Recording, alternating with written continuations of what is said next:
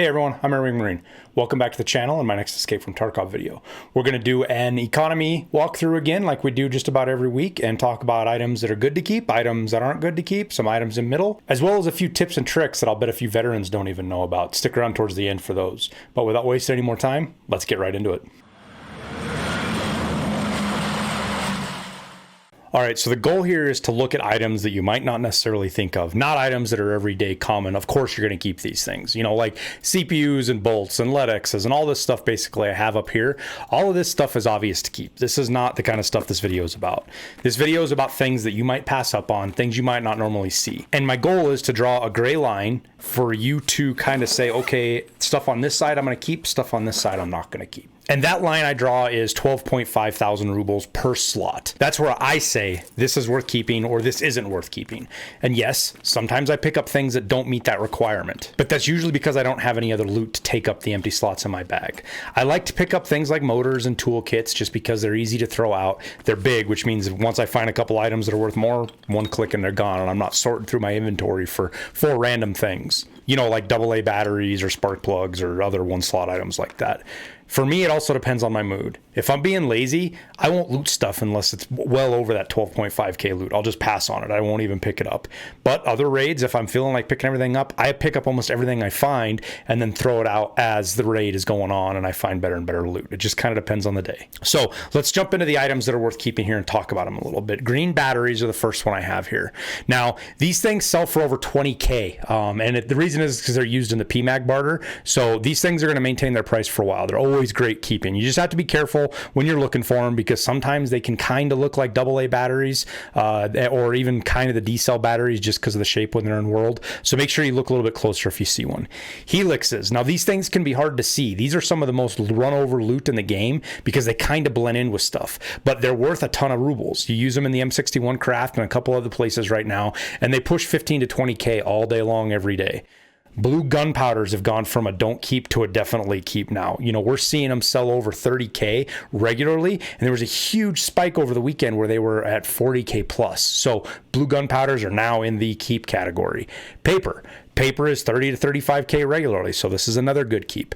Shamaskas, you'll see these things on scavs. Sometimes you'll find them in cases. You know, don't put it on because it doesn't go on your face. Let me move this stuff. It doesn't actually go on your face. It goes on your head where a helmet would go, so usually not worth taking off your helmet to do that, but it's one slot, and these things sell, you know, anywhere from 30k to 40k usually, but late at night, I've seen them go for 50, 60, sometimes even 70k late at night, you know, 2, 3 in the morning in the US when nobody else is on, nobody's listing them, and people still want to do the hex grid barter. And this applies with the round frame sunglasses as well. These guys are worth anywhere from, you know, you'll see them in the 20s, but usually they're over 30k. Right now you're seeing them in the low 20s, but they'll get back up there. And at night they're over 40k all the time. So these things are great to keep. You get them off of Rashal's guards a lot, sometimes raiders, things like that. Ripstop is good to craft. It's also good to keep. It's the only fabric that's worth bringing out a raid actually. Right now, it pushes 30k most days. I mean, its average is 25 to 28k, but it'll push 30k regularly. So this is a great item to take out a raid for the 2 slots. And when you get into the foods, you know, tarcola, herrings, these things are used in barters for the holodink, the cooler. So they're always going to maintain their price. Tushankas are used for crafting. Humpbacks people eat.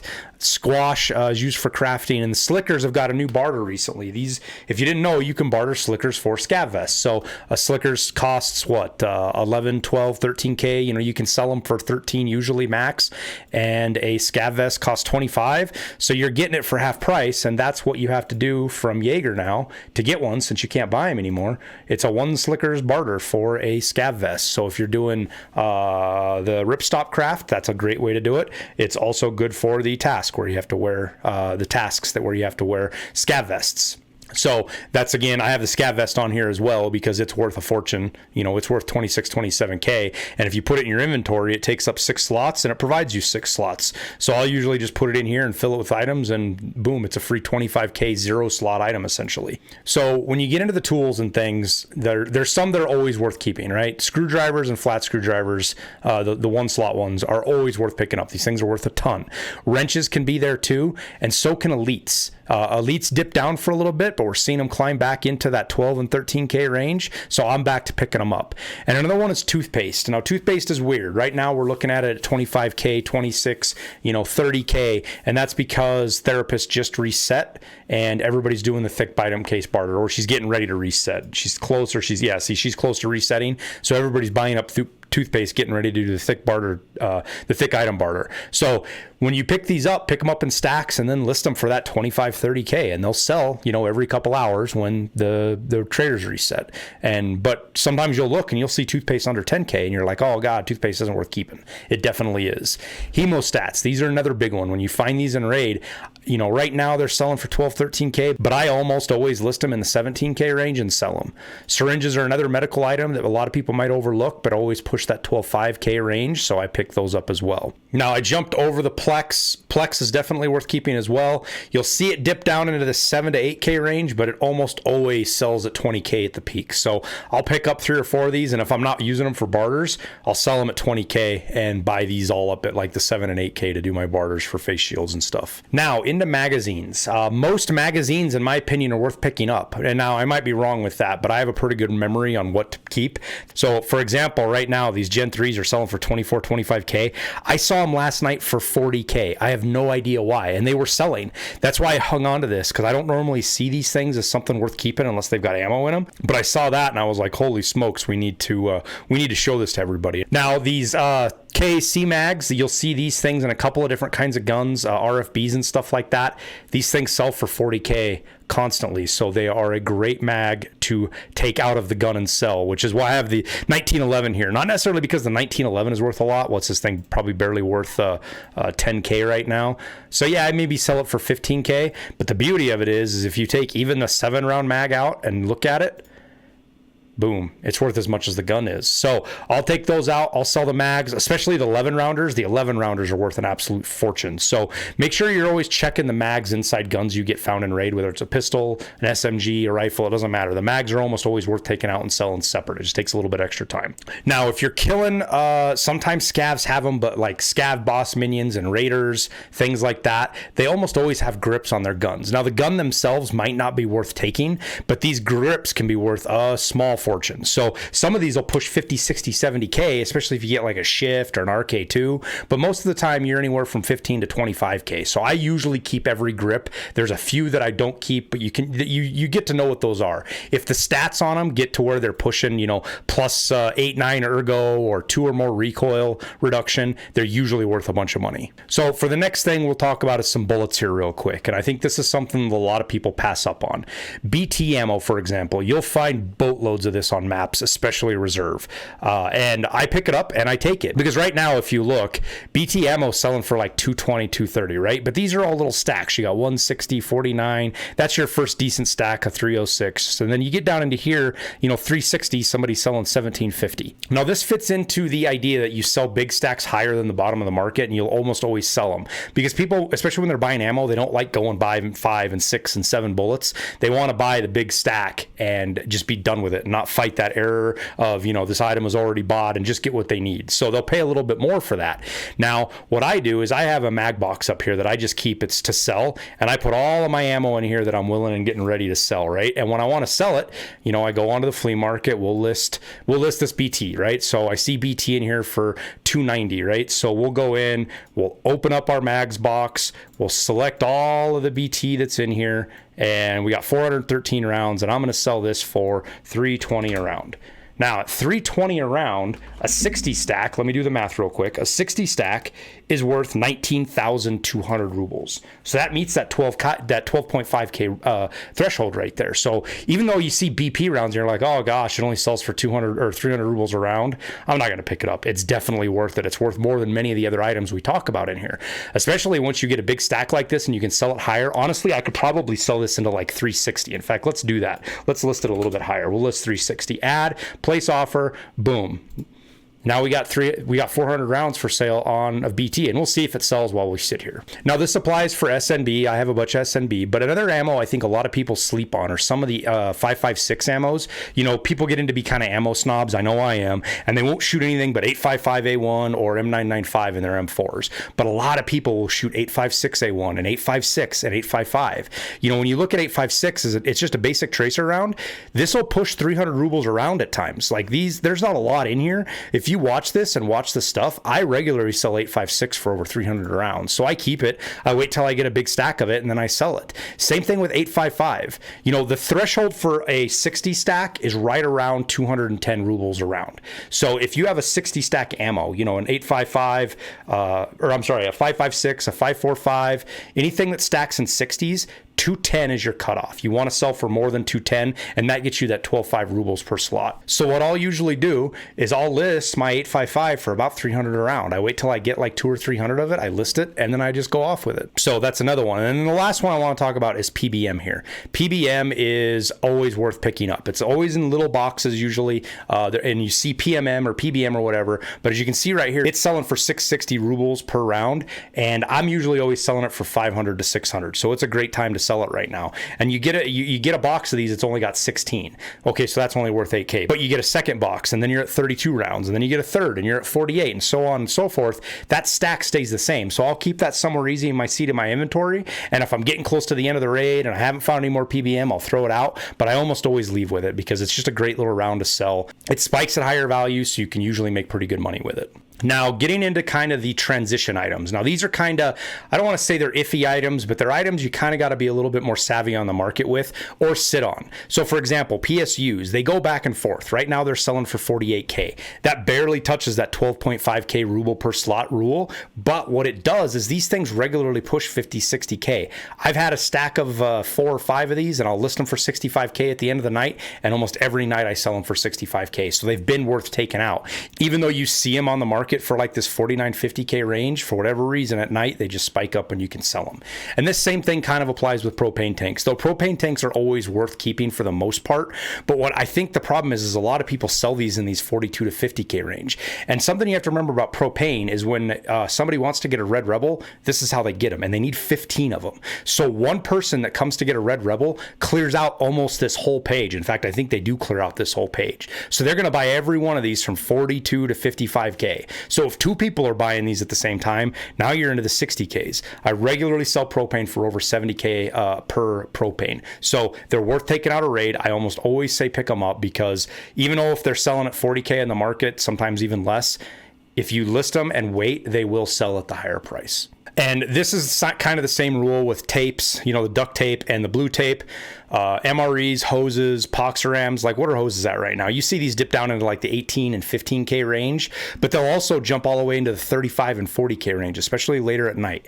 So they're one of those deals that, yes, you can hang on to it. Yes, they can be worth taking out a raid, but they can be kind of a pain to sell. So they're one of the first items I'll throw out, them and tapes and stuff like that. Poxorams, these things are great at certain time. You need them to barter for a lab's key card. So people will snatch a bunch of these up for that barter during the resets on the lab key cards. And that'll cause them to go from like 11K, which is right around where they sell to the vendor, all the way up to like 20K. I keep them. I get like a stack or 5 or 6, and then I list them for like 22K and they sell just like that. Boom. So they end up being worth that slot, even though they might not always look like they are. Now into the not worth it section, and there's kind of 2 pieces here. This first group of items I have, you know, pliers, the long flat screwdrivers, all of these things, spark plugs, orthodonto, the screws and the batteries. I'll never pick these up under no circumstances because they're only worth like 3 or 4K. They're not even worth the slot. You almost always end up throwing them out. So I just pass on these. I don't pick them up. In fact, like if I spawn in with a scav and I see them, I usually just throw them to get them out of my bag. So I've got room to pick other shit up, but I'm not doing it later. This other group of items is stuff that's not worth taking out a raid most of the time, but I'll pick up from time to time until I can find something else to replace them for. And the reason is because shampoo's used in barters. Same thing with vodka. Horses are horses actually actually kind of belong up here. I don't usually pick them up unless my kid's in here watching me stream and she's, Daddy, pick up a horse. And then I'm obligated. I have to pick up a horse. But things like food I'll pick up because you never know when you're going to use it in raid. You know, if you get your stomach blacked out or you use a bunch of pain pills, these are good to have in your inventory, and then just throw them out as you find better loot or you get towards the end of the raid, just kind of an emergency. And then you got your other items, clocks, Cordura, Aramid. I'll pick these up when I find them, but again, they're almost always one of the first things to throw out a raid. And ignore the sling bag. I bought one too many when I was doing my crafting. Let's I don't know where to put this to get it out of the way. Let's hide it up there because now you can't see it anymore. It's gone. It was never even there. So that's kind of the thought process. These items don't meet that 12.5K range, but I'll pick them up to fill up the slots, or they've got some other utility. And then once I find better loot, off they go. Now, this one is here specifically for a reason. Now, Amelia can be worth keeping. It cannot be worth keeping. We'll talk about it a little bit in a second. But this is kind of where the tips and tricks come in that I wanted to share with you guys. Some of the things that I do. I don't even think about it anymore, but people are like, oh my gosh, I never even thought of that. So I'm like, shoot. Let's put this on the video. Let's share this with everybody. So the first one is using items partially, right? So bottle of water. We all know that hydration gets eat up faster now, and especially with meds and stuff, and you get out of raid and you've got like 30 hydration. You don't want to go into raid like that again, usually. So what you'll do is you can drink 59 of 60 on the water here. Say I've got this one down to 1. So you just go to use, and then it'll give you a slider. Like if you go here to use, it'll give you a slider or a number you can enter, and you can use 59 of 60. This one water can be used to craft shampoo or scav backpacks or any of the things in the nutrition unit. You can use that one of 60. So now you've replenished your hydration, but now you also can use that for crafting. It's a way to spread that cost out and maximize the effectiveness of your items. The same applies for sugar. You can do this for energy, and you can do it in raid too. I've had to eat sugar a few times because I couldn't find food. All I could find was sugar, and I was like, man, the sugar's worth like 60 or 70K. This was a month ago, not right now, when sugar's twice that, but I need to get some energy. I just need like 10 or 20 to get a raid, so I'll eat it out of that found in raid sugar, and then I'll get out a raid with it, and I use it to craft moonshine, because this is the next thing I want to show you with flea market fees. Let's list this sugar right now. Sugar selling for, we'll say 115K, right? Let's just do 100K to make the math easy. If I list this full sugar for 100K, and granted, I have level 3 intel, so this is going to be worse for you if you don't, right? I have a 8,124 ruble fee. Not a bad deal, right? Look what happens when I click on this 1 of 70 sugar. Oh my gosh, I'm going to spend more listing this than I'm going to sell it for. This applies to anything that has a durability or a use. The lower that number gets, basically the less it's worth to the vendor, that applies to the flea market fee. That's part of the calculation. So whenever you're selling used items, it could be ibuprofens, sugars, any kind of food or water, make sure you check that flea market fee, because you could end up crushing yourself and actually losing money selling that on the flea market. This gets into what I'm talking about with Amelia Rise. These things here, we're not going to do that, but what are these selling for right now? Like 20K, give or take, 2022. At 20,000 rubles, if I sell this right now, I'm going to get 12.2. That doesn't even make my 12.5. So technically, the Amelia Rise is not something I would take out of raid, because I'm not going to make my money off of it. And I know I'm kind of parsing hairs here. Yes, I take Amelia Rise out, but the reason is because I use them for the barter craft for Jaeger. I always take them out. It just makes that sugar so much cheaper. But if you're selling these and you don't have a level 3 intel, right now your flea market fee is not quite double that, but you're pushing, 15,000 probably to sell these at 20,000. That means you're only making 5,000 each time you sell these. That's definitely not worth taking out of raid. So keep in mind on some of these items that you sell that the flea market fee can absolutely crush you. One of these things that is good to sell like 8 up though, that I think a lot of people might pass on, is like IFAKs, right? You'll get a lot of these 280, 270 IFAKs off of guards, especially I've been running a lot of customs lately and killing Rashala, so I've been getting a bunch of these, but you can sell this 288. It's essentially only got 12 hit points used off of a full. Where'd it go? There it is. It's only got 12 used off a full, right? I can probably sell this thing for 16.5 pretty easily. And the flea market fee is really cheap. And so even if IFAKs are partially used, when you get into the kind of the half range like this, maybe not, and maybe that one will sell, but I don't think it will. Oh yeah, it did sell. But you can easily sell these 16, 17,000. They get hard to stack, but if you take them out of raid, it's just another thing to make you a little bit more money that people might overlook. Now, one of the things that makes it easy for me to sell lots of items and do this stuff and sell items at higher prices is my flea market rating. My flea market rating is 80 right now. which allows me to have 7 slots. You get that at 70. Technically, 70 bumps you to 7 slots, and then 100 bumps you to 8, and then so on and so forth. But I can list 7 items at once. And what I almost always do is I have 5 items listed at that higher price. You know, whatever Tarkov market says kind of the higher range of the stuff is, I'll list my big stacks at that. And then I save 2 slots for fire selling stuff, just so I can turn stuff over in my inventory. You know, I'll sell it right there close to the market rate, so it just sells quick. And to do that, you've got to sell lots of things. That's it is. Every 50,000 rubles gives you 0.01 rating. So you got to sell tons and tons and tons of stuff. So when it comes to things like fuel conditioners or these cyclones or any items similar to this, like this thing sells for 51,000, right? And if I go to therapist, boom, it sells for 51,000. I'll sell this on the flea market for 51,000, and it costs me that flea market fee. You know, so if we go in here and we add this thing and we sell it for 51,000, right? I'm going to lose, what am I going to lose? Probably 1,000 rubles, 4,000 rubles right there. So I'm losing 4,000 rubles versus selling it to therapist. I do that anyways because that helps bump up my flea market rating, which helps you sell more items, which in the long run, I believe makes you make more money. And that's just kind of my philosophy. And this thing applies to like grenade cases, right? You can get close to breaking even with grenade cases, and you can break even if you sell them to Ragman. But if you craft them and sell them on the flea market, you're going to lose money.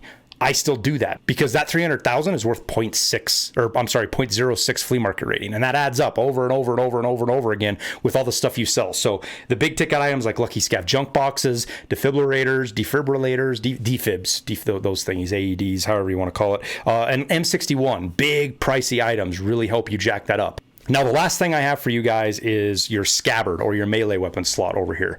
Unless I'm memeing around with an M2 sword on factory and killing people with that or trying to, or I'm on reserve with a red rebel, I leave this thing empty because you'll come across scavs and especially scav bosses that'll have some of these melee weapons that are worth a ton. Scavs can have them sometimes, but you'll see them more often on raiders and scav boss minions. But things like this SP8 knife or whatever it's called, survival machete, this thing sells for 47,000. You know, the axe sells for, you know, north of 50 or 60,000. This guy's, and not even on the flea market. And the beauty of this is even if once you put them there, if you die, it's like your secure container. You get out of raid with them, even though you didn't go into raid with them. It's a secure slot that you don't lose. And if you go look at Jaeger, a lot of these items sell for a bunch. So even if it's not found in raid, you know, you're selling 56,000, 46, 16, 17,000, 11,000. So the melee weapons are a free little extra bit of money you can get out of raid if you die. You know, if you're just starting out and you're struggling with money, always keep your scabbard empty and just sell any, you know, pick up knives you find on scavs, even the little brown handle knives, because you can use those for barters for MP5s and pistols and things. You know, all of that stuff matters when you're first starting out. And if not, you know, you're selling it and you're making a couple of thousand extra rubles that didn't cost you any effort. So that's pretty much it.